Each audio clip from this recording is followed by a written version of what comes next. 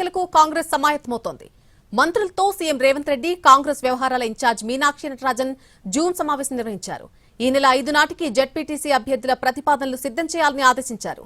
ఈ సమావేశానికి deputy CM Bhatti Vikramarka, PCC అధ్యక్షుడు మహేష్ కుమార్ గౌడ్ హాజరు కానున్నారు. ఇన్ఛార్జ్ మంత్రులు, ఆయా జిల్లాల మంత్రులు, డీసీసీ అధ్యక్షులు, ఎంపీలు, ఎమ్మెల్సీలు, ఎమ్మెల్యేలతో పాటు ముఖ్య నాయకులతో సంప్రదించి ప్రతి జెడ్పీటీసీ స్థానం నుంచి 3 అర్హులైన అభ్యర్థుల పేర్లను ప్రతిపాదించాలని సీఎం ఆదేశించారు. అక్టోబర్ 5వ తేదీ నాటికి పీసీసీ అధ్యక్షులు మహేష్ కుమార్ గౌడ్ కు అలాగే అభ్యర్థులు ప్రతి మండలం నుంచి 3 జాబితా అందజేయాలని సీఎం మంత్రులకు సూచించారు.